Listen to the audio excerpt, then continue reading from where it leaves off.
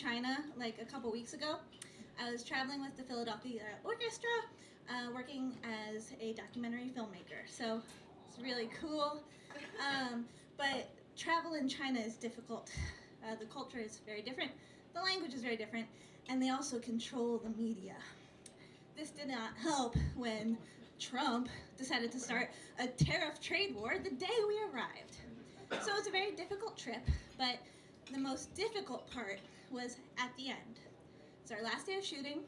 The director was about to get on a plane to London, and I was going to direct, which I've never done before, a shoot.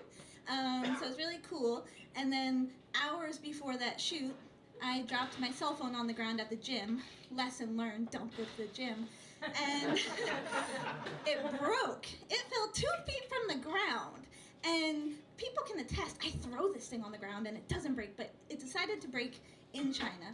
And not only that, the next day I was leaving for Hong Kong, a place, like I speak 4 words in Chinese.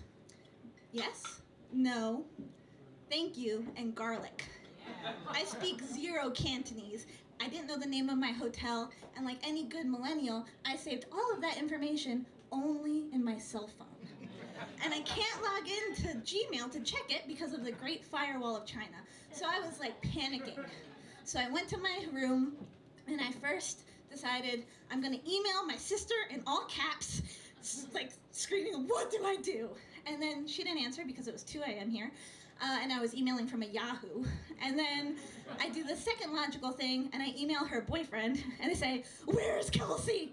And I don't think he understood that meant wake her up. And then I did the third most logical thing, and I ate all the snacks in my hotel room. And so the mini fridge was empty, except for some alcohol, and I thought, can't do that. So I called on the hotel phone, a rotary phone, to get a hold of the director before she left for London. She called the Chinese producer, who said, there'll be someone to fix your phone in 20 minutes in the lobby, which was service like I've never expected. And I was so excited until she said, you have an iPhone, right? And I looked down at my Motorola, and I thought, fuck.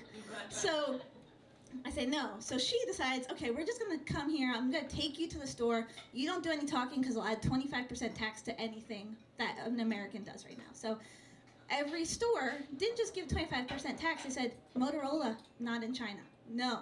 Budui is what they said. That means no.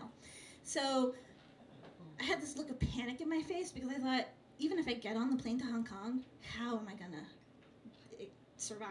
You know, I just didn't know. So the bus driver saw the look of panic on my face and said something, to which was translated, his brother's cousin knows how to fix it. Just go on the bus with him. And so we dropped the producer off, and as she's exiting, she says, if anything happens, have him call me, and we'll translate through the phone. And I said, okay. And so we start driving. And in Beijing, it's very police heavy, and on every corner you see police. It's very, like, you don't see homeless people, there's no litter, and like, it's very controlled. But we went to the part where tourists definitely aren't allowed, and got out at this mall that was like 5 stories high, and it had in it every knockoff you could want. Louis Vuitton, like Samsung. And so we go up the escalator to the 2nd floor, and the 2nd floor is still knockoffs, but half the stores are empty. They're just dark, no lights on. We go up to the 3rd floor. The only lights on were the lights to the bathroom, which was WC. I knew that one. We go up to the 4th floor, completely empty of light, except the light on the escalator to the 5th floor. We take the escalator up to the 5th floor, and I'm pretty sure I'm gonna die. And we go through these plastic flaps, like a tunnel, and it opens up to the Reading Terminal Market of cell phones. Thousands, hundreds of thousands, tons of people just ripping them apart and gluing them together. And it takes us a couple stands, but eventually I hear, Dway, yes. And the guy sends his son off, he runs away and comes back about half an hour later with a black screen, and I have a white phone. So the bus driver takes out his thing, his phone, and translates and shows me, and it says, is black okay? And I say, Dway, because I'm so hype to see the only Motorola cell phone cover in all of China. And so the guy starts going back to his business. He has a couple things to finish first. And he translates something else up to his phone and shows it to me. And verbatim it said, "The next time you want to talk shit, you better wipe that look off your face." And so I just have this insane look of panic set in because no one knows where I am in this scary mall in the part of China that I'm not supposed to be in. And like my sister is never gonna see me again. And so I am just panicked. And he looks at me kind of confused. So he translates again and shows it to me. And this time it just says, "I will go to the bathroom now." So everything goes well. Eventually the guy takes a razor blade, the kind you would slit a throat with, and instead of killing me with it, just slices off the phone cover, does some magic. I see my nephews pop up on the screen, my screensaver, and I've never been so happy. And then he puts rubber bands around it and super glues it shut. So we're in the van going back to the hotel, and the bus driver translates one more thing for me, and he just holds it up.